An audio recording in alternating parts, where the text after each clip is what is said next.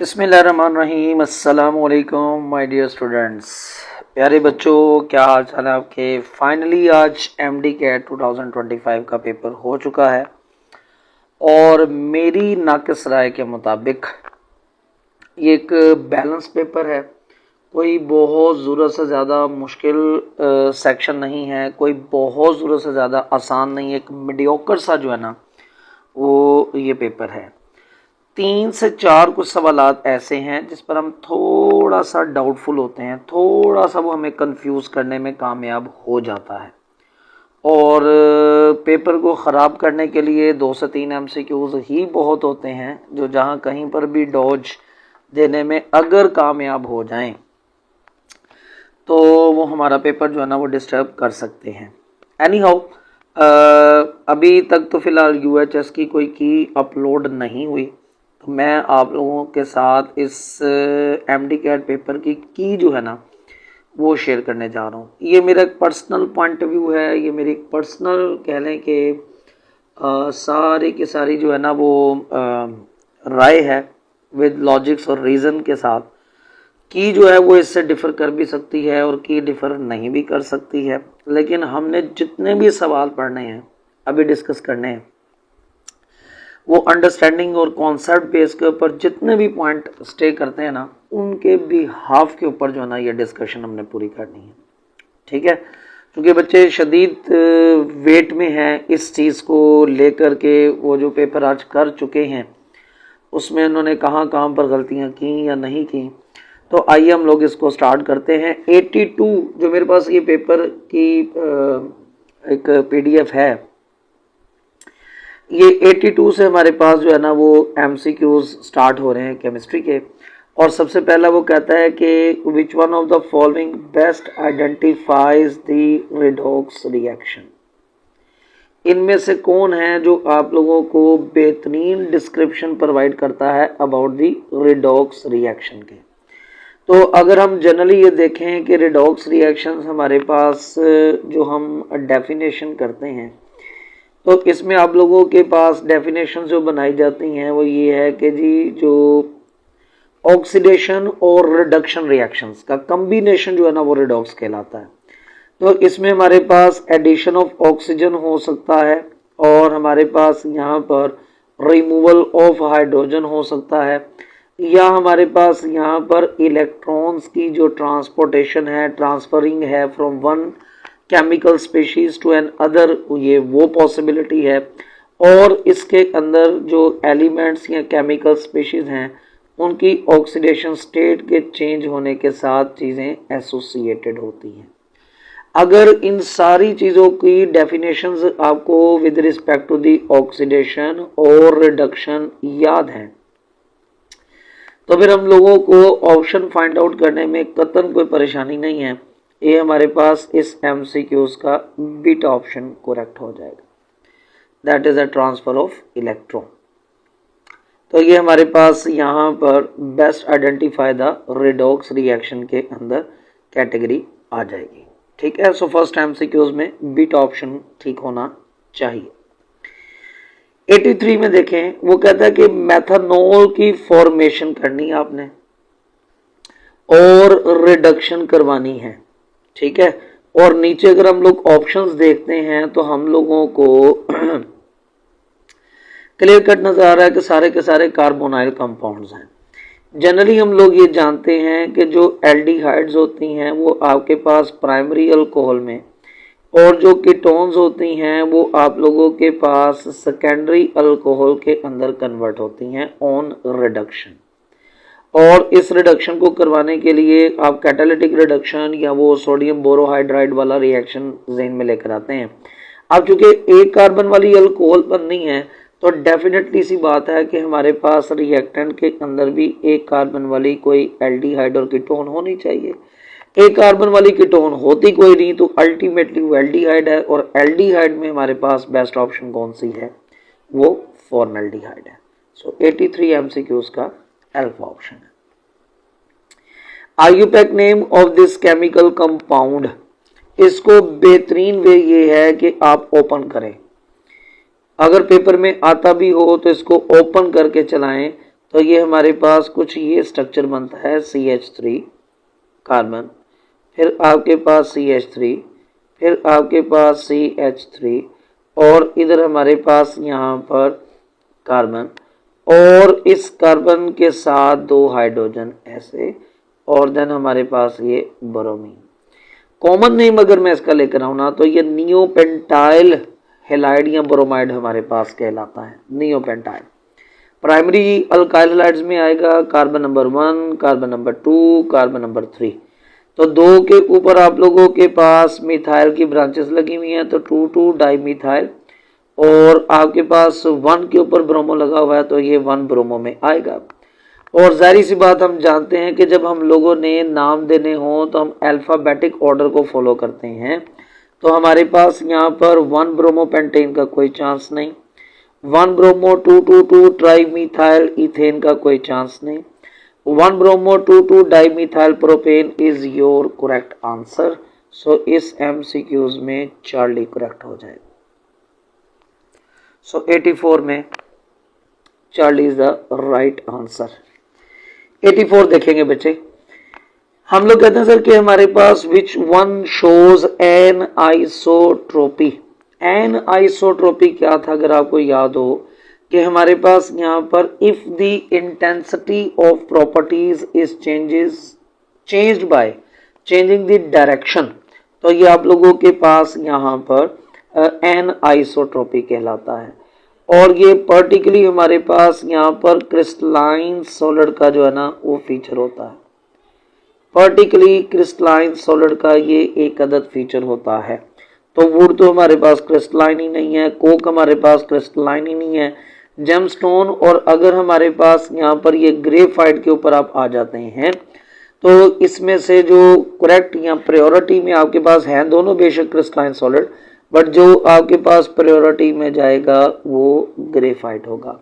Book की example है कि अगर आप इस ग्रेफाइट में पैरेलल टू दी लेयर अगर करंट पास करवाते हैं तो वो करंट पास हो जाता है और ये कंडक्शन ऑफ इलेक्ट्रिसिटी शो करेगा, कंडक्टर कहलाएगा। लेकिन अगर आप इसको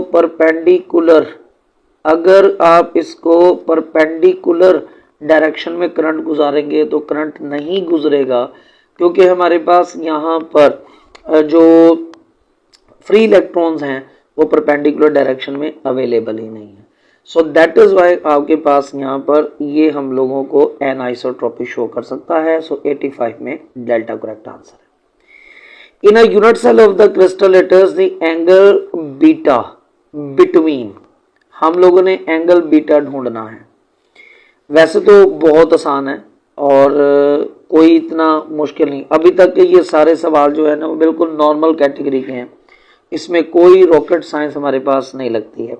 जनरली जब ये यूनिट सेल की डायमेंशंस हम लोग याद करवाते हैं ना बच्चों को, तो मैं एक छोटा सा शॉर्टकट सिखाया करता होता हूँ जो हमारे पास ना काम आ भी सकता होता है, ठीक है, जो हमारे पास आ भी सकता होता है। ये मैंने यूनिट सेल आपके सामने बनाया है, उसका एक हाफ पोर्शन सा, ये इसका एक्स एक्सेस है, ये इसका वाई एक्सेस है और ये इसका जी एक्सेस है। अगर आपने एक्स एक्सिस पर लेंथ जो है वो ए रखी हुई है, वाई के ऊपर आप लोगों ने बी रखी हुई है और जी के ऊपर आपने सी रखी हुई है, तो मैं बच्चों को अक्सर कहता हूं कि आप एक रट्टा लगा लो कि A for alpha, B for beta और सी फॉर गैमा। ये एक जनरली वैसे याद कर लें आप, और जब आप याद कर लेते हैं तो अल्फा और बीटा के दरमियान जो एंगल होगा ना वो आपके पास गैमा होगा, बीटा और गैमा के दरमियान एंगल जो होगा वो अल्फा होगा, अल्फा और गैमा के दरमियान एंगल बीटा हो जाएगा। तो इसका मतलब अगर उसने एंगल बीटा कहा है तो वो आप लोगों के पास यहाँ पर अल्फा और गैमा के दरमियान होना चाहिए, और अल्फा और गैमा का जो ऑप्शन आप लोगों के पास बनता है वो चार्ली ऑप्शन, ठीक है। तो ये हमारे पास इस पॉइंट ऑफ व्यू से इसका सी ऑप्शन बनता है। नेक्स्ट एमसीक्यूज आसान है, वो कहता है जी पिक द क्रिस्टलाइन सॉलिड। ये बहुत ही इजी, बिल्कुल हल्का सवाल है, तो हमारे पास इधर ये कॉपर आ जाएगा। मेटालिक सॉलिड्स के अंदर हमारे पास आता है तो इसको हम लोग यहाँ पर डेल्टा कहेंगे। The number of unpaired electrons, the number of unpaired electrons boron, और वो भी ग्राउंड स्टेट में। तो ये भी बहुत आसान सवाल है। बोरॉन आपके पास 5 है और इसकी कॉन्फ़िगरेशन करें तो 1s2 है, 2s2 है और 2p1 है, और ये जो 2p1 है यही अनपेयर्ड है, और यही अनपेयर्ड है तो राइट ऑप्शन इज अल्फा। सो 88 में आपके पास अल्फा करेक्ट ऑप्शन हो जाएगा। 89 के अंदर देखें वो क्या कहता है। कहता है जी आपने क्लोरीनेशन करवानी है बेंजीन की और in the presence of iron 3 chloride है, तो मैकेनिज्म इंतहाई सिंपल, आसान, इजी सा, ये इलेक्ट्रोफिलिक सब्स्टिट्यूशन में आपके पास आ जाएगा। और अगर आप सपोज ये केमिस्ट्री का पोर्शन यूं चला रहे हैं ना अभी तक, तो कोई ऐसा सवाल नहीं आया जिसने आपको जो है ना वो परेशान करना हो या करने की कोशिश भी की हो। सो ये सिंपल कैटेगरी के अभी तक सारे के सारे क्वेश्चन जो है ना वो हमारे पास जा रहे हैं। अच्छा जी बच्चों, तो आपके पास 90th MCQs डाटा बेस्ड है टोटली, और इसको अगर आपको जुबानी वैल्यूज नहीं भी याद है ना तो मेरा नहीं ख्याल कि इसकी प्रेडिक्शन करना कुछ बहुत ज़्यादा मुश्किल होगा। Smallest value of ionization energy निकालनी है, स्मॉलेस्ट वैल्यू। पहली तो बात ये है कि अगर तो आप यहाँ पर और ये सारा डाटा चेक कर लें तो ये 520 है लिथियम की, 577 है हमारे पास एल्यूमिनियम की, कैल्शियम की हमारे पास 590 है और बेरियम की हमारे पास 503 बनती है। सो इसके ऊपर डिबेट का कोई फ़ायदा ही नहीं है। डेल्टा ऑप्शन आप लोगों के पास बनेगा इस 90th MCQs का। ठीक है जी। सो ये इंफॉर्मेशन डाटाबेस क्वेश्चन है, delta option. Carboxylic acid react with ammonia and form ammonium salt which on heating produce, वो आपके पास अमाइड्स बनाता है, डेल्टा ऑप्शन है। सिंपल सवाल है। मतलब मैं कुछ बच्चों से भी पॉइंट ऑफ व्यू वगैरह ले भी रहा था कि MCQs या ये सवालात किस कैटेगरी में आए हैं, तो कई बच्चे मुश्किल, कई बच्चे आसान या कुछ इस तरह का मामला वो बनाने की कोशिश कर रहे हैं। लेकिन अभी तक देखें जो हमारे पास सवाल है ना, कोई ऐसा नहीं जो हमारी रेंज से बाहर आया हो। और ये फिलहाल खुशाइन बात ये है कि इस दफ़ा पेपर ऑब्जेक्शनेबल नहीं बना है फिलहाल अभी तक। बाकी आगे लेट्स सी क्या बनता है। The value of R gas constant in joules पर मोल पर केल्विन, रटा बेस्ड है आपके पास। अल्फा के अलावा राइट आंसर ही कोई नहीं बनता। टाइम सेव करते हैं। ये सवाल थोड़ा अच्छा आया है, ये पहला सवाल है जो थोड़ा हमारे पास अच्छा आया है। अच्छा सिर्फ ऑप्शंस की वजह से, सवाल में कोई कमाल ऐसा नहीं है। जो चीज़ बच्चों को जुबानी याद होती है इसके बारे में वो उसने छुपा ली है कहीं पर और उनको थोड़ा सा रद्द-बदल करके आपके सामने रख दिया। कहता है which one of the following explain, best explains why phenol react with aqueous NaOH but alcohols can not. भाई देखें सादा सी बात है, आपके पास यहाँ पर फिनोल NaOH से इसलिए ज़्यादा अच्छा रिएक्शन कर जाता है क्योंकि वो कंपैरेटिवली स्ट्रॉन्ग एसिड है। पहले जो मेरे दिमाग में बात आती है, अच्छा वो स्ट्रॉन्ग एसिड इसलिए है क्योंकि उसमें जो हाइड्रोजन आयन को डोनेट करने की एबिलिटी है ना वो अल्कोहल के मुकाबले में कंपैरेटिवली ज़्यादा बेटर है। और रहती सहती कसर ये है कि जब आपके पास हाइड्रोजन डोनेट कर लेता है तो उसकी जो कॉन्जुगेट बेस होती है ना, जिसको फिनोक्साइड आयन कहते हैं, वो अपने आप को ना स्टेबलाइज कर लेती है, जिसकी वजह से उसका एसिड अल्कोहल के मुकाबले में बेटर एसिड हो जाता है और इसलिए वो एक स्ट्रॉन्ग बेस के साथ रिएक्शन करने में कामयाब हो जाता है। ये इसके मुमकिन जवाबात हैं, पॉसिबल बेस्ट आंसर हैं ये 3 हमारे पास। अब वो कहता है जी सबसे पहली ऑप्शन उसने बनाई है कि phenol has lower boiling point than alcohol, तो ये बात ही गलत है पहली तो बात। और बॉइलिंग पॉइंट का इस बिहेवियर के साथ लेना देना कोई नहीं। अल्कोहल की अगर वो बात कर रहा है तो हम लोग बखूबी जानते हैं कि जब सिंगुलर वर्ड में अल्कोहल लिखा जा रहा हो तो इसका मतलब एथानॉल होता है। तो एथानॉल का बॉइलिंग पॉइंट 79 के लगभग है और फिनोल 180 के करीब है, तो हमारे पास ये जवाब वैसे गलत हो गया। Alcohol contain strong OH bond that can not be broken by weak base. तो प्रॉब्लम ये है कि वीक बेस तो नहीं है, ये तो स्ट्रॉन्ग बेस की बात हो रही, तो स्ट्रॉन्ग बेस भी नहीं तोड़ पा रही है, तो इसका मतलब है ये बीटा भी गया। Phenol form hydrogen bond that facilitate its ionization. तो आपके पास यहाँ पर जो रिलेटिवली बेटर ऑप्शन बन रही है वो हमारे पास ये चार्ली बन रही है। और phenol is weak acid due to the resonance stabilization of the phenoxide ion, तो ये फैक्ट एंड फिगर वैसे ही गलत हो गया। तो हम लोग अब ये कहते हैं कि सर आप लोगों के पास जो फिनोल का OH है वो पानी के साथ हाइड्रोजन बॉन्ड बनाता है। उस हाइड्रोजन बॉन्ड की वजह से जो आप लोगों के पास फिनोल का हाइड्रोजन है वो इजीली हमारे पास वहां से डी अटैच किया जा सकता है। ये फिनोल का हाइड्रोजन है, ठीक हो गया, ये मैंने आपको शो कर दिया। और ये आपके पास वाटर का ऑक्सीजन और ये हाइड्रोजन है। इधर आपके पास हाइड्रोजन बॉन्ड बनता है। ये हाइड्रोजन ऑलरेडी फिनोल के साथ जो है ना वो रहकर इंतहाई परेशानी में जो है ना वो मुब्तला है। उसकी वजह ये है कि फिनोल अपने इन लोन पेयर्स को इस जगह पर ट्रांसफर करता है, चूंकि वो इलेक्ट्रॉन डोनेटिंग इफेक्ट शो करता है बेंजीन रिंग के साथ, और इसके ऊपर पॉजिटिव चार्ज आया होता है। इस पॉजिटिव चार्ज को खत्म करने के लिए वो इस हाइड्रोजन को यहाँ से डी अटैच करना चाहता है, तभी ये हाइड्रोजन हमारे पास एसिडिक इन दी नेचर है। और इस लड़ाई को जो है ना वो फैसिलिटेट कौन करता है? पानी। पानी आकर जैसे इसको हाइड्रोजन बॉन्डिंग से इंटरेक्शन करवाता है ना, तो इस प्रोटॉन को डी अटैच करना कंपैरेटिवली क्या हो जाएगा? आसान, और फिनोक्साइड आयन आप लोगों के पास बन जाता है। सो इस 93 MCQs का जो ब्रीफ कॉन्सेप्ट है वो चार्ली ऑप्शन के अंदर बेहतरीन अंदाज में उसने क्लोज किया हुआ है। और मुझे जहां तक लगता है कि बच्चा बीटा और चार्ली ऑप्शन में कंफ्यूज होगा, क्योंकि बीटा में अगर आपके पास मैं यहां तक रुक जाता हूं ना तो मुझे बात किसी हद तक सही लगती है, लेकिन can not be broken by weak base. तो वीक बेस क्या, वो किसी स्ट्रॉन्ग बेस के साथ भी जो है ना वो हमारे पास अवेलेबल नहीं होता फॉर द केमिकल रिएक्शन, क्योंकि बेस के साथ रिएक्शन करने के लिए उसके एक्वस मीडियम में सफिशिएंट हाइड्रोजन आयंस होने चाहिए, जो कि अल्कोहल के केस में नहीं है। सो वो जो फिनोल के हाइड्रोजन आयन ज्यादा क्वांटिटी में है ना, वो आपको ये चार्ली ऑप्शन कहीं ज्यादा बेटर डिस्क्राइब कर रही है।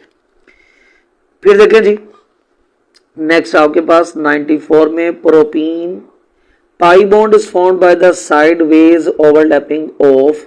वेरी सिंपल, ये देखो उसने एक हल्का सा ट्रिकी मीडियोकर सा सवाल बनाया और उसके बाद फिर एक हलवा क्वेश्चन उसने यहाँ पर रख दिया। सो ये पी ऑर्बिटल। एन इंजाइम हमसे पूछ रहा है use to decompose lipids into the fatty acids और alimentary canal in our alimentary canal sorry. तो हम लोग कहते हैं सर अगर वो फैटी एसिड्स में जा रहा है तो इसका मतलब है कि अपने कंपोनेंट्स में डिवाइड हो रहा है। कंपोनेंट्स में अगर ये डिवाइड होता है तो यूजुअली हम लोग इस प्रोसीजर को, इस रिएक्शन को हाइड्रोलिसिस का नाम दे देते हैं, हाइड्रोलिसिस। और अगर लिपिड्स की हाइड्रोलिसिस करनी है तो जाहिर सी बात है इसके लिए फिर सबसे बेहतरीन जो होगा वो लाइपेज ऑप्शन बनेगा, Charlie. Molecules have one lone pair and three bond pair. यहीं से पकड़ा गया। हम लोग कहते हैं जी कि इसका मतलब है कि ये हमारे पास बेसिकली AB4 सिस्टम से बिलोंग करता है, और इसको हम लोग लिख सकते हैं AB3L के साथ। और इसमें आप लोगों के पास यहाँ पर अमोनिया बेस्ट एग्जांपल आती है, और उस वजह से फिर इसकी जो ज्योमेट्रिकल शेप बनेगी that is the trigonal pyramid. Geometrical shape की बात कर दी है तो फिर कंफर्म हो गया ये ट्राइगोनल पिरामिडल है। ये सवाल भी अच्छा है हमारे पास। कहता जी कि डाई हेलो अल्केन्स को अल्काइंस में कन्वर्ट करना है, तो इनमें से कौन सी चीज इन्वॉल्व नहीं है? ये आपके पास एलिमिनेशन रिएक्शन हो रहा है, 2 बार एलिमिनेशन होनी है। पहली बात 2 बार एलिमिनेशन होनी है तो बीटा तो नहीं हो सकता। अल्कोहलिक KOH यूज करते हैं तो बेस भी नहीं हो सकता। और इसके पहले स्टेप के अंदर आपको याद होगा टेम्परेचर 80 डिग्री और दूसरे स्टेप में आपने 150 डिग्री सेंटीग्रेड टेम्परेचर देना होता है, तो हीट भी इन्वॉल्व नहीं हो सकती है। So correct option is alpha. Majority chemical reaction taking place at ordinary temperature and delta H negative, बिल्कुल फ्लैट क्वेश्चन है। एक्सोथर्मिक रिएक्शन है। Which one of the following is a coinage metal? Copper आप लोगों के पास coinage metal में आएगी। हम जानते हैं कि हमारे पास पीरियोडिक टेबल के अंदर जो ग्रुप 1B होता है, इसको हम लोग कॉइनेज मेटल्स का नाम देते हैं। उसमें कॉपर, सिल्वर, गोल्ड, ये 3 एलिमेंट्स पाए जाते हैं। So beta is the correct answer. ये फर्स्ट न्यूमेरिकल आया हमारे पास, फर्स्ट न्यूमेरिकल, और बिल्कुल फ्लैट न्यूमेरिकल। खास तौर पर वो बच्चे जो मेरे साथ क्लासेस में चाहे फिजिकल में रहे हैं या ऑनलाइन, मैं हमेशा जो स्टीशियोमेट्री का सवाल है ना, वो पानी के ही एग्जांपल से मैक्सिमम करवाता हूँ बच्चों को। और यही देखो वो पानी वाला ही सवाल उसने पेपर के अंदर आपको प्रोवाइड कर दिया है। और बैलेंस इक्वेशन जो कि स्टैंडर्ड है वो हमारे पास गिवन है। अब वो कहता है जी कि मैंने आपको 4 ग्राम हाइड्रोजन प्रोवाइड की है, यहीं पर सेट कर लो। इस 4 ग्राम का मतलब है कि मैंने आपको 2 मोल हाइड्रोजन के दिए एक, और मैंने आपको 32 ग्राम ऑक्सीजन के दे दिए हैं।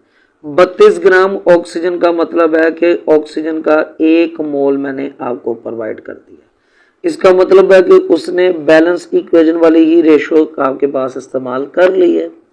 और हमारे पास मैंने आपको 28 ग्राम ऑफ वाटर बनवा कर दिया है इस रिएक्शन से। इसका मतलब है कि ये आपके पास इसकी एक्चुअल यील्ड आ गई। हालांकि आप लोगों के पास यहाँ पर अगर ये सेम रेशो चल रही है तो इसका मतलब है कि जो थ्योरेटिकल यील्ड होनी चाहिए थी वो हमारे पास 36 ग्राम होनी चाहिए थी।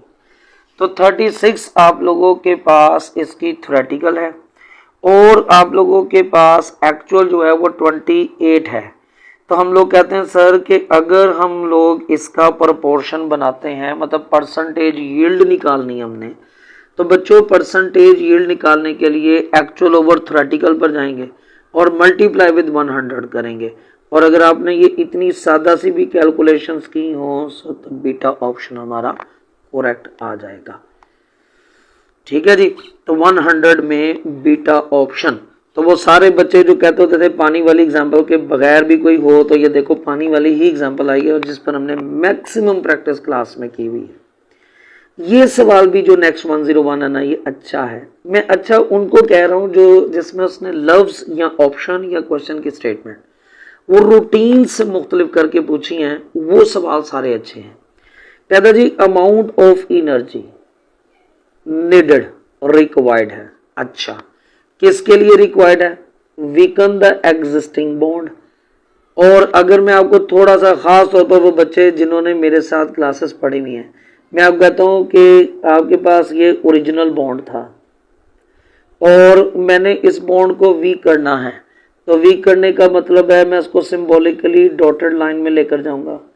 और याद करो जब मैंने आपको बोला था कि डॉटेड लाइन का मतलब होता है कि ये हमने उसकी ट्रांजिशन स्टेट बनाई है, ये हमने उसका एक्टिवेटेड कॉम्प्लेक्स बनाया है।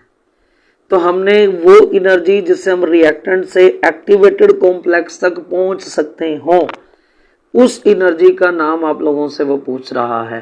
तो यहीं पर सवाल पकड़ा जाता है, that is the activation energy. और फिर आगे वो कहता है जी कि to an extent that can be broken through collision is called. तो ये एनर्जी ऑफ एक्टिवेशन की ही डेफिनेशन है। और मैंने आपको एनर्जी ऑफ एक्टिवेशन की 5 से 6 डेफिनेशंस क्लास में करवाई हुई हैं। और मेरा हमेशा ये मुद्दा होता था आप लोगों के साथ कि भाई ये क्यों करवाता हूँ, ताकि रूटीन में पड़ी हुई चीज़ जो है उसको अगर वो पेपर में मुख्तलिफ अंदाज में पूछे तो आपको उसका जवाब आता हो। तो अगर ये कॉन्सेप्ट आपने उन लेक्चर्स के थ्रू गेन किया हुआ है तो इस सवाल तक भी पहुंचना कोई इशू नहीं है। फिर देखो बच्चे, वो आपको कहता है कि जी oxidation numbers of X Y Z, ये सवाल भी मुझे पर्सनली बहुत अच्छा लगा है। तो हमारे पास पॉसिबल मॉलिक्यूलर फार्मूला, एक रूटीन में बात आपको जरूर मालूम होनी चाहिए।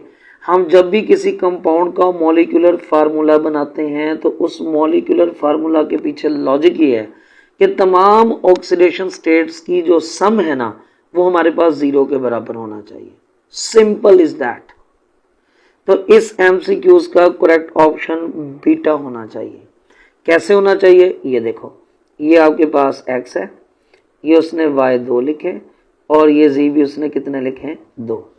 अब आपके पास x जो है वो क्या है +6 है, ठीक है। अब मुझे माइनस में 6 चाहिए तो एक y जो है वो -2 में है तो 2 कितने हो जाएंगे -4। एक z जो है वो -1 में है तो 2 कितने हो जाएंगे -2। तो जब इन सब को सम करेंगे तो answer 0। So beta is the correct answer. तो ये सवाल भी आप कह सकते हैं कि अच्छी कैटेगरी का क्वेश्चन है। फिर which set of the quantum numbers is not allowed for an electron, ये सवाल बहुत कॉमन है और इसकी बेशुमार बार हम लोग यहाँ पर प्रैक्टिस क्लासेस में करवाते भी हैं बच्चों को। ये समझ लें कि क्वांटम नंबर का हॉट फेवरेट एमसीक्यूज बनता है। एन हमारे पास 2 है, एल हमारे पास 1 है। हम कहते हैं कि जो प्रिंसिपल क्वांटम नंबर होता है ना वो हमेशा एजीम्यूथल क्वांटम नंबर से बड़ा होता है, तो इस लिहाज से तो वो ठीक है। और m 0 है, इसमें हम लोग कहते हैं कि जो एजीम्यूथल क्वांटम नंबर है या तो वो मैग्नेटिक से बड़ा होगा या फिर वो मैग्नेटिक के बराबर हो सकता है। तो ये इस रूल को भी फॉलो कर रहा है और स्पिन उसने +1/2 लिखी हुई है तो इसका मतलब है ये ठीक है। सो अल्फा हमारा ऑप्शन नहीं हो सकता। अब अगर आप देखें बीटा ऑप्शन में तो n3 है, l0 है, m0 है और ये s -1/t ये भी ठीक हो सकता है। तो फौरन सवाल पकड़ा गया, Charlie is the correct answer.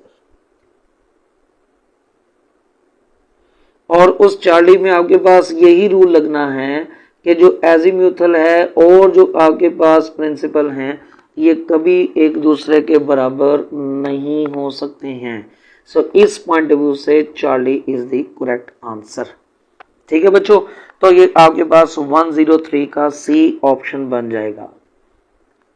104 में देखें जरा, 104 में वो कहता है 2a + b goes to 3 moles of C and D, which one of the following does not express the reaction rate। ये सवाल भी अच्छा सवाल है। तो हम लोग कहते हैं जी कि आप लोगों के पास यहाँ पर सबसे पहले ऑप्शन को देखा जाए तो हमारे पास ये जो सारे एक्सप्रेशंस हैं कि उसने इंस्टेंटेनियस रेट ऑफ रिएक्शन के लिखे हुए हैं। तो अल्फा जो लिखा उसने बी के रेफरेंस से लिखा है तो वो हमारे पास यहाँ पर rate of change of concentration of B with respect to the time, तो ये सही है। माइनस का साइन शो कर रहा है कि इसकी कंसंट्रेशन में कमी आ रही है। बीटा ऑप्शन देखें तो rate of change of concentration of D product divided by delta या डी टी, तो ये भी आपके पास यहाँ पर बिल्कुल ठीक लिखा हुआ है। माइनस इसलिए नहीं लिखा क्योंकि with the passage of time product की फॉर्मेशन ज्यादा हो रही होती है। जब प्रोडक्ट की फॉर्मेशन आपके पास ज्यादा हो रही है तो इसका मतलब हमारे पास ये होगा कि इसके साथ प्लस का साइन लिखा जाना चाहिए।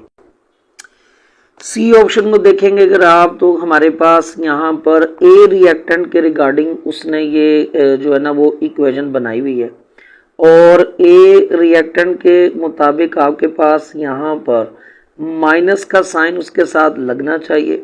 और चूंकि हमारे पास with the passage of time उसके रिएक्टेंट की जो कंसंट्रेशन है या ए रिएक्टेंट की जो कंसंट्रेशन है वो 2 टाइम्स हमारे पास ज्यादा डिक्रीज कर रही होती है as compare to the B, तो वो आपके पास 2 के साथ ही मेंशन किया जाना चाहिए। लेकिन इसमें डेल्टा ऑप्शन गलत लिखा हुआ है। प्रोडक्ट का जब भी रेट एक्सप्रेशन आपने बनाना है वो प्लस साइन के साथ होना चाहिए क्योंकि जो आपके पास सी की कंसंट्रेशन है with the passage of time उसके साथ उसके अंदर इजाफा हो रहा है और वो बी के मुकाबले में 3 टाइम्स ग्रेटर हो रही है और आप लोगों के पास अगर ए के रेफरेंस में देखा जाए तो वो तकरीबन 2/3 टाइम्स इंक्रीज हमारे पास हो रही है।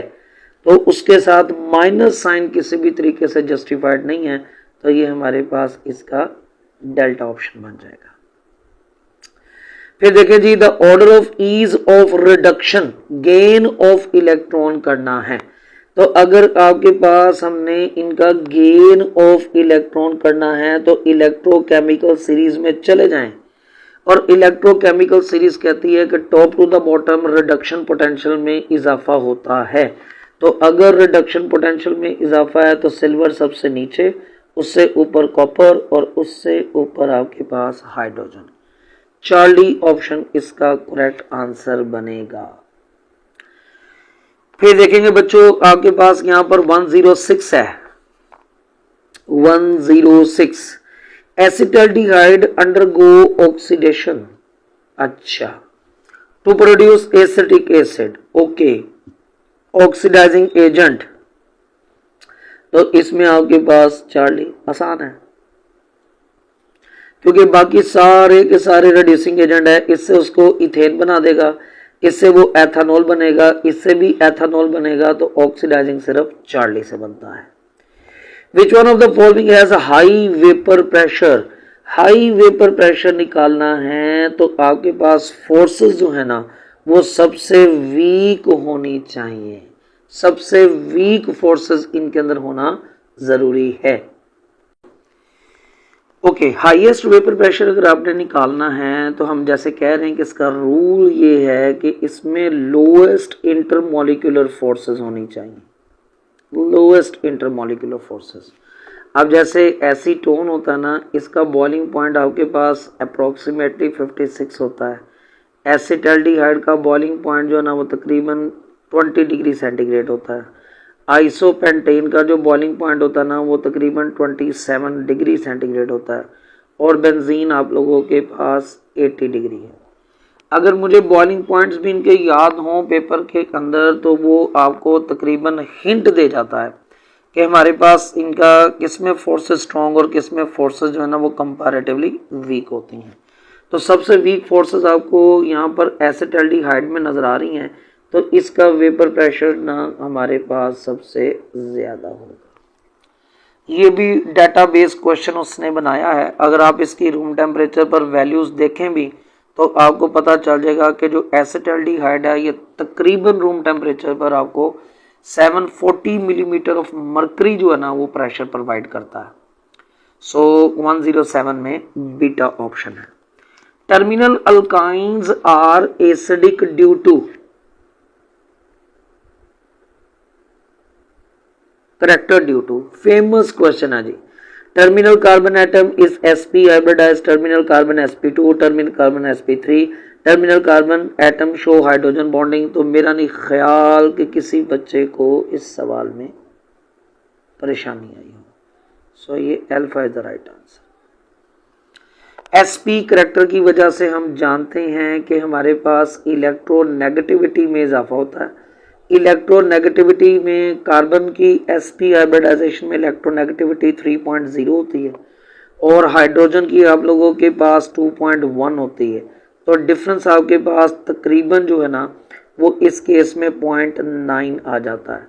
तो जो टर्मिनल अल्काइन का हाइड्रोजन होता है ना, it get sufficient partial positive charge और जो इसको एसिडिक बना देगा। 109 में ना उसने थोड़ा बच्चों को डोज करने की कोशिश की है, लेकिन मेरा मानना ये है कि इसमें डोज होने की ज़रूरत थी नहीं। तो उसने ना ये सिर्फ फिशर एस्टेरिफिकेशन का नाम लिख दिया। हालांकि मेरे पर्सनल पॉइंट ऑफ व्यू से अगर आप पेपर में बैठे हुए हैं, आप इसके नाम को इग्नोर करें, आप फोकस करें कि एस्टेरिफिकेशन है। और अगर हमारे पास यहाँ पर एस्टेरिफिकेशन है तो इट मीन्स के कंपोनेंट हमारे पास कार्बोक्सिलिक एसिड होता है और दूसरा आप लोगों के पास अल्कोहल होता है। और अल्कोहल जो है ना ये हमारे पास यहाँ पर जब इसके साथ रिएक्शन करता है तो हम लोग बारहा क्लास में बोलते हैं कि एस्टेरिफिकेशन इलेक्ट्रोफिलिक सब्स्टिट्यूशन है with respect to the alcohol, nucleophilic substitution है with respect to the carboxylic acid. और अगर ये दोनों ना लिखे जाएं तो इनको कंडेंसेशन रिएक्शन का नाम दिया जा सकता है। जनरली भी अगर आपके दिमाग में हो तो इनका चांस ही नहीं है हमारे पास यहाँ पर बनने का, क्योंकि सब्स्टिट्यूशन वो कोई स्पेसिफिक कर ही नहीं रहा, एलिमिनेशन होती कोई नहीं है, और डिहाइड्रोजनेशन का भी फिलहाल कोई चांस यहाँ पर नहीं बनेगा। कंडेंसेशन इसका बेस्ट आंसर बनता है। The shape of the orbital is determined by the quantum number azimuthal quantum number. लड़ाई वाली बात ही कोई नहीं, 110 का ये ऑप्शन बन गया। अब ये एक जो है ना सवाल मेरे नज़दीक जो आज का अगर इस साल के एंटी टेस्ट का कॉन्ट्राडिक्टेड हुआ तो वो ये होना है। हालांकि ये सवाल मैंने जनरली क्लासेस के अंदर डिस्कस किया भी हुआ है, लेकिन लेट्स से कि इसको हम लोग अभी डिस्कस करते हैं ज़रा जनरल बेस के ऊपर। कहता जी कि the theory which explain the formation of sigma bond and pi bond are except, किसका इसमें ताल्लुक है, ताल्लुक नहीं है सॉरी, सिग्मा और पाई बॉन्ड की फॉर्मेशन के साथ। मैं कहता हूं अगर आप एमओटी याद करो तो आप लोग एमओटी में पढ़ते होते थे कि सिग्मा है और सिग्मा स्टार है, आपके पास यहाँ पर पाई है और पाई स्टार है, तो ये तो सिग्मा पाई के साथ डील करती है गया। वीबीटी तो स्पेसिफिक है, इसी ने तो सबसे पहले सिग्मा और पाई बॉन्ड के बारे में बताया, तो ये भी हमारे पास निकल जाता है। अब पीछे मैच पड़ता है इन दो का, वेस्पर और CFT। मेरा वोट इस की के आने से पहले पहले जो है ना वो चार्ली के साथ है। मुझे ये लगता है इसका जवाब वेस्पर होना चाहिए, क्योंकि ये क्लियर कट हमारी किताब में लिखा हुआ है कि वेस्पर थ्योरी का ताल्लुक सिर्फ ज्योमेट्री के साथ है, वेस्पर का ताल्लुक सिर्फ और सिर्फ शेप्स ऑफ द मॉलिक्यूल के साथ है। ये कोवलेंट बॉन्ड फॉर्मेशन को एक्सप्लेन नहीं करती है, ये इसकी लिमिटेशन में शामिल किया जाता है कि ये बॉन्ड फॉर्मेशन के बारे में कुछ नहीं बताती हमें। और CFT के बारे में भी कुछ लोगों का डाउट होता है कि यार ये भी तो नहीं है।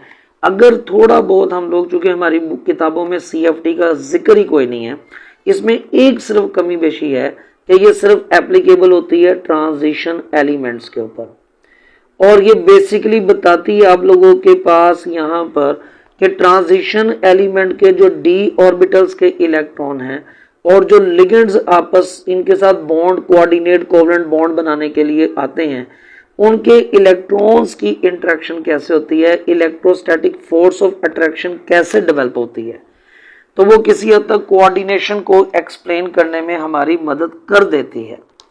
वहां पर ये आपके पास ट्रू इन सेंस सिग्मा और पाई बॉन्ड का कोई लेना देना तो नहीं है, बट वो जो इलेक्ट्रॉन्स की शेयरिंग है, स्प्लिटिंग है, उनके साथ इसका इंटरेक्शन एक्सप्लेन होता जरूर है।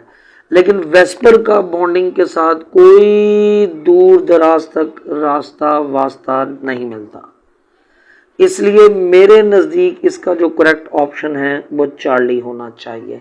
अब इसमें किसी किताब की लिखी हुई लाइन की वजह से कुछ गड़बड़ हो रही हो या कोई किताब बीच में ज़बरदस्ती इन्वॉल्व हो रही हो तो फिर हम कुछ नहीं कह सकते, लेकिन चार्ली के साथ केमिकल बॉन्डिंग का कोई लेना देना नहीं। वेस्पर की कोई सी किताब पढ़ लें, वो आपको सिग्मा का जिक्र तक नहीं करती है, वो पाई बॉन्ड का जिक्र तक नहीं करती है अपनी एक्सप्लेनेशन के दौरान।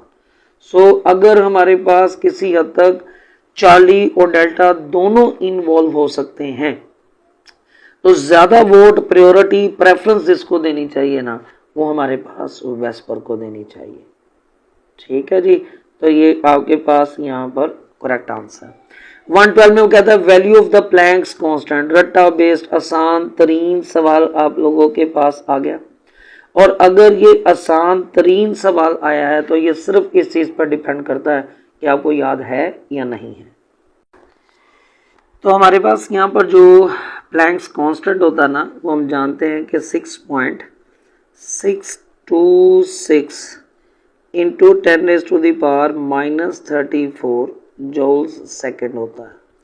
अब इसमें जो फिलहाल अल्फा और बीटा ऑप्शन है ये तो ब्लर है बिल्कुल सी, मुझे इनमें तो कंफर्म हो गया कि ये नहीं हो सकती राइट आंसर, लेकिन अब इशू सिर्फ चार्ली और डेल्टा में है।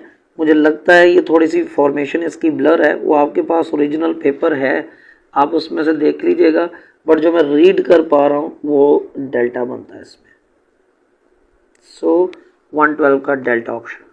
The final equation for the representation of the rate of reaction in terms of concentration is called rate law. इसको हम लोग रेट लॉ कहते हैं, ठीक है। Polyvinyl chloride is a type of homopolymer. ये डेफिनेटली सी बात है, इसमें कुछ बच्चों के क्वेश्चंस आ भी रहे थे जी कि इसका आंसर क्या होना चाहिए, 2 ठीक बन रहे हैं, 3 ठीक बन रहे हैं। पीवीसी अगर आपको याद हो तो हम लोग इसको बनवाते कैसे हैं, ये आपके पास विनाइल क्लोराइड होता है, तो CH2 डबल बॉन्ड CH2 और आपके पास ये CH2 डबल बॉन्ड CH और ये Cl है, ये विनाइल क्लोराइड है। और ये आपके पास बना कैसे होगा, ये CH triple bond CH plus HCl के कॉम्बिनेशन से बना है। तो ये आप लोगों के पास यहाँ पर अगर इसकी ये फॉर्मेशन मोनोमर की देखी जाए तो वो ये 2 मॉलिक्यूल्स की फॉर्मेशन की वजह से बन रहा है। सो इसको अगर हम लोग best of the best way में लेकर जाएं तो it's a thermosetting polymer, thermoplastic polymer, Charlie option बनेगा, ठीक है। होमोपॉलीमर इसको मत कहें यहाँ पर इस सेंस में, क्योंकि एक ऑब्जेक्शनेबल ये बात हो सकती है कि इस मोनोमर को बनाने के लिए आप लोगों को ये 2 चीज़ें रिक्वायर्ड होती हैं। सो यहाँ से इसकी फॉर्मेशन हमारे पास करवाई जाती है। तो ये प्योर कोई ऐसा कंपाउंड नहीं है जिसको आगे आपने पॉलीमराइजेशन में लेकर आना है। सो इसलिए थर्मोप्लास्टिक को प्रायोरिटी दें और आप लोगों के पास ये आंसर चार्ली बन जाएगा। Which one of the following is true about pressure of ideal gas at this temperature? At this temperature mean absolute zero, absolute zero पर गैस एग्जिस्ट ही नहीं करती, तो प्रेशर नामी कोई चीज नहीं होगी, delta. Which one of the following is the basic buffer? अब थोड़ा आसान होना शुरू हो गया है, अल्फा ऑप्शन आएगा, क्योंकि स्ट्रॉन्ग बेस बफर बना ही नहीं सकती है, तो ये बीटा चार्ली गया, और डेल्टा के पास एसिडिक बफर है, ये वैसे चला गया। So right option is alpha. What happens when hydrogen is added to the ammonium hydroxide and chloride? ये बेसिक बफर है, सिंपल इज दैट। मैं आपको बताता हूं, अगर आप लोगों के पास अमोनियम हाइड्रोक्साइड है और साथ में आपने इसमें डाल दिया है अमोनियम क्लोराइड और बफर बना दिया, और इसमें आपने अब ऐड किया है, इस बफर के अंदर आपने ऐड किसको कर दिया है, हाइड्रोजन आयन को, ठीक है, सिंपल इज दैट। अब आप यहां से अंदाजा लगाएं कि अगर ये H आप लोगों के पास आया है तो इस H को नलीफाई करने के लिए बफर में से कौन सा कंपोनेंट जो है ना वो इन्वॉल्व होगा। मैं कहता हूं सर नेगेटिव ही आएगा कोई। अब इसमें नेगेटिव OH है, इसमें नेगेटिव Cl है। अगर ये नेगेटिव आते हैं Cl वाले तो इसके साथ केमिकल रिएक्शन करके HCl बना देगा, ये तो हमें नुकसान पहुंचाएगा, तो Cl नहीं आएगा। अल्टीमेटली अगर OH आता है इस H को नलीफाई करने के लिए तो पानी बन जाएगा, और अगर आपके पास पानी बन गया तो बफर आप लोगों के पास इस H के इफेक्ट को नलीफाई करने में कामयाब हो जाएगा। अब इसका मतलब है कि इस H के आने की वजह से हमारे पास यहाँ पर ये जो होगा हाइड्रोक्सिल आयन, इस हाइड्रोक्सिल आयंस की कंसंट्रेशन में कमी आएगी, हाइड्रोक्सिल आयंस की कंसंट्रेशन में कमी आएगी, और ये जो अमोनियम आयन इस बेस का होगा ना, वो इस क्लोरीन, इस HCl या एसिड के साथ जो मौजूद क्लोरीन होगी उसके साथ रिएक्शन करके सॉल्ट की प्रोडक्शन में इजाफा करवा देगा। सॉल्ट की प्रोडक्शन मेरा पॉइंट ऑफ इंटरेस्ट नहीं है, मेरा पॉइंट ऑफ इंटरेस्ट ये है कि OH जो है ना उसकी कंसंट्रेशन में कमी आई है। ये जब आप पढ़ते हो कि बफर वर्क कैसे करते हैं, ये उसके रिगार्डिंग मैं आप लोगों को पॉइंट बना कर दे रहा हूँ, ठीक है। तो वो कहता है मोर अमोनियम हाइड्रोक्साइड इज फाउंड, ये तो गया, और आपके पास नो इफेक्ट ऑन इक्विलिब्रियम, ये भी गया, ठीक हो गया। अब पीछे मैच पड़ गया आप लोगों के पास किसका, बीटा और चार्ली का। उसको जरा समझने के लिए मुझे यहाँ पर लिखकर आपको कुछ बताना पड़ेगा। ये देखो, अमोनियम हाइड्रोक्साइड की आयोनाइजेशन थी और आपके पास ये अमोनियम था और साथ में कौन मौजूद था, हाइड्रो ऑक्साइड आयन। और इधर आपके पास अमोनियम क्लोराइड था और अमोनियम क्लोराइड की जो आयोनाइजेशन थी वो आपके पास थी अमोनियम और आपके पास Cl-। ठीक है, इन दोनों का कॉमन आयन इफेक्ट हुआ, बफर बना और आपके पास रिएक्शन जो है ना वो रिवर्स डायरेक्शन में जा चुका हुआ है। या हम कहते हैं जी छोड़े पड़े, ये बफर बनाकर हमने आपको दे दिया। अब मुझे बताओ, मैंने यहाँ पर एसिड ऐड कर दिया है बाहर से और एसिड किसको कंज्यूम कर रहा है, OH आयंस को कंज्यूम कर रहा है।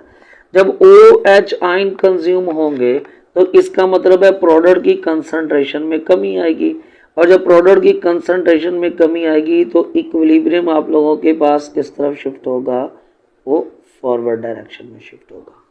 सो इट मीन्स कि इस MCQs का करेक्ट ऑप्शन होना चाहिए reaction will move in forward direction. ठीक हो गया। सो ये चार्ली ऑप्शन हमारे पास आ जाएगा। 118 में देखें जी, what is the general requirement in for the free radical substitution reaction of ethane and halogen, low pressure, low temperature, high pressure, heat and UV light. ये आपके पास है सिंपल। सनलाइट इस्तेमाल करें वो नहीं है तो अल्ट्रावायलेट करें वो नहीं है तो आप लोगों के पास इसमें हीट या टेम्परेचर यूज किया जा सकता है। 19 में which one of the following is not characteristic of benzene, aromaticity है, स्टेबिलिटी है, हक्कल रूल को फॉलो करता है, रिएक्टिविटी नहीं है, हाईली रिएक्टिव नहीं, डेल्टा ऑप्शन। करेक्ट अरेंजमेंट, ये सवाल भी अच्छा है, जरा रूटीन से जो है ना हमारे पास यहाँ पर बना है। करेक्ट अरेंजमेंट बतानी है ऑर्बिटल साइज के लिहाज से। एक सादा सी बात याद रखो, आपके पास यहाँ पर जैसे जैसे हाइब्रिडाइजेशन के अंदर परसेंटेज S करैक्टर बढ़ता है, वो बच्चे जो मेरे से पढ़े हुए वो मेरी ये बात को जरूर सुनेंगे, फॉलो करेंगे। हम कहते थे S करैक्टर बढ़ने से जो ऑर्बिटल होता है ना आपके पास वो मोर एंड मोर सिमेट्रिक होना शुरू हो जाता है और जितना वो सिमेट्रिक होता चला जाएगा उसके साइज में उतनी कमी आ जाती है। सिंपल। तो S करैक्टर बढ़ने से आपके पास साइज कम होता है हाइब्रिड ऑर्बिटल का। इस सिनेरियो को ज़हन में रखो तो delta is the correct answer. Delta is the correct answer. क्या कहा मैंने कि परसेंटेज S करैक्टर जैसे जैसे बढ़ेगा तो हमारे पास यहाँ पर वो ऑर्बिटल उतना सिमेट्रिक होगा, जितना सिमेट्रिक होगा साइज उतना कम हो जाएगा। Consider the equation. ओके, कर ली हमने इक्वेशन को। What volume of hydrogen gas is required to produce 1 mole of water at standard temperature pressure. अगर आप लोगों के पास यहाँ पर ये इक्वेशन को देखा जाए, अगर इस इक्वेशन को देखा जाए तो हम लोग कहते हैं आपने 1 मोल ऑफ वाटर को प्रोड्यूस करवाना है। तो 1 मोल ऑफ वाटर को प्रोड्यूस करने के लिए आप लोगों के पास हाइड्रोजन का 1 मोल लेना पड़ेगा, ऑक्सीजन का हाफ मोल लेना पड़ेगा और फिर कहीं जाकर 1 मोल वाटर का बनेगा। और हम लोग कहते हैं कि अगर हमारे पास यहाँ पर गैसियस फेज में केमिकल रिएक्शन को डील किया जा रहा हो तो एवोगैड्रोस लॉ को इस्तेमाल करते हैं। एवोगैड्रोस लॉ को इस्तेमाल करने का मतलब है कि जो मोल रेशो होगी वही वॉल्यूम रेशो है। तो ऑक्सीजन का हाफ मोल है और हाइड्रोजन का कंप्लीट मोल है और अगर स्टैंडर्ड टेम्परेचर पर और प्रेशर पर हाइड्रोजन का 1 मोल यूज हो रहा है तो 1 मोल का वॉल्यूम कितना होगा, बीटा ऑप्शन। अच्छा, बेहतरीन और आसान सवाल है। फिर देखें जी, आपके पास 122 है कि एक केमिकल रिएक्शन है जिसमें थ्योरेटिकल यील्ड 25 ग्राम है और आप लोगों के पास यहाँ पर only 20 gram of the product was obtained, what is the percentage yield. कितना आसान तरीन सवाल है। हमारे पास हमने परसेंटेज निकालनी, एक्चुअल यील्ड उसने कितनी दी है आप लोगों को 20 ग्राम, आपके पास थ्योरेटिकल कितनी है 25 और मल्टीप्लाई कर दो 100 के साथ तो करेक्ट आंसर आपके पास delta. Easiest. Which one of the following situation most clearly demonstrate a key characteristic of the redox reaction? दोबारा आया redox reaction. Water boiling to the steam. ना ये तो physical change आ रहा है ना, इसमें तो reaction ही कोई नहीं हुआ. Hydrogen gas reacting with chlorine to form the hydrogen chloride, यही होगा. Simple. Beta is the right answer. Justify अभी कर लेते हैं. और बाकी दोनों में तो चांस ही कोई नहीं. Sodium chloride dissolving physical change है, एथेनॉल एवेपोरेटिंग फिजिकल चेंज है, तो टेंशन वाली बात ही कोई नहीं. इक्वेशन बना लो. H2 zero oxidation state, Cl2 zero oxidation state और HCl एक प्लस में और एक माइनस में, रेडॉक्स हो गया. फिर जी हमारे पास यहां पर if 100 kilo joule of heat is absorb by steam and 40 kilojoule work is done on the system. अच्छा, तो what is the change in internal energy? हमारे पास यहाँ पर 100 किलो जूल उसने हीट को एब्जॉर्ब किया और हमारे पास यहाँ पर सिस्टम के and 40 kilo joule work done system में हुआ के ऊपर हुआ, प्लस हुआ यानी कि. तो हमारे पास चेंज इन इंटरनल एनर्जी क्या होगा? फर्स्ट लॉ ऑफ थर्मोडायनामिक्स लगाएं. Delta E is equal to Q plus W आएगा. तो 100 उसने एब्जॉर्ब की है और वर्क डन किया है उसने 40. Work done on the system ये आपके पास पॉजिटिव है, बाय द सिस्टम नेगेटिव है according to the chemistry. So right answer is delta. ठीक है जी. और the number of unpaired electrons present in Fe+3 और एटॉमिक नंबर हमारे पास ये होता है उसका. तो आप सबसे पहले कॉन्फ़िगरेशन बना लो. तो आयरन अगर +3 में होगा ना तो आपके पास 4s0 एंड 3d5 है और ये जो 3d5 है ये सारे के सारे अनपेयर्ड हैं. तो चार्ली ऑप्शन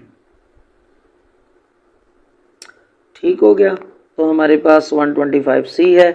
और if the percentage yield and actual ये है हमारे पास, what will be the theoretical yield. ये देखो मजे की बात ये है, ये ऊपर अभी सवाल किया हमने 122वां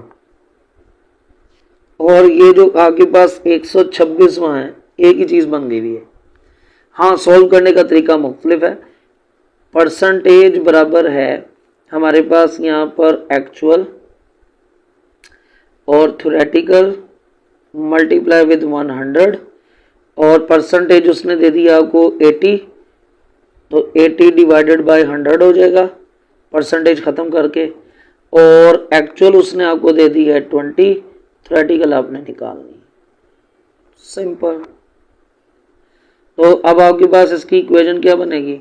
थ्योरेटिकल चले जाएगी इक्वेशन की दूसरी साइड पर, 20 इधर आ जाएगा, उधर 80 डिवाइड हो रहा है तो यहाँ पर इधर 100 मल्टीप्लाई, तो ये 0 इस 0 के साथ गया. 2 का टेबल पढ़ें तो ये 4 और ये आपके पास यहाँ पर 10.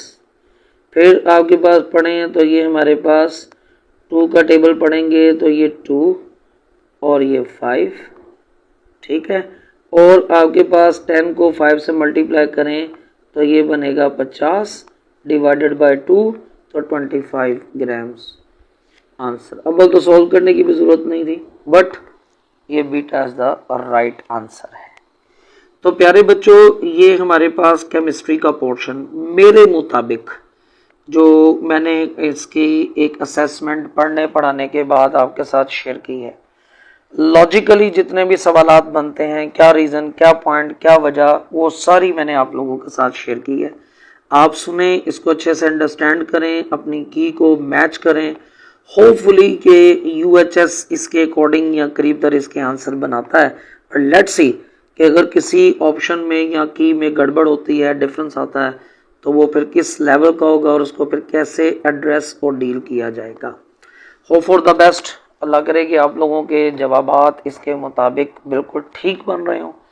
अब कमेंट में आपने ज़रूर मुझे बताना है कि आपका इसके मुताबिक आंसर क्या बनता है. तब तक अपना ढेर सारा ख्याल रखिएगा. अल्लाह ताला आपको कामयाब करे, अच्छे अच्छे नंबरों से आपको नवाजे. अल्लाह हाफिज़.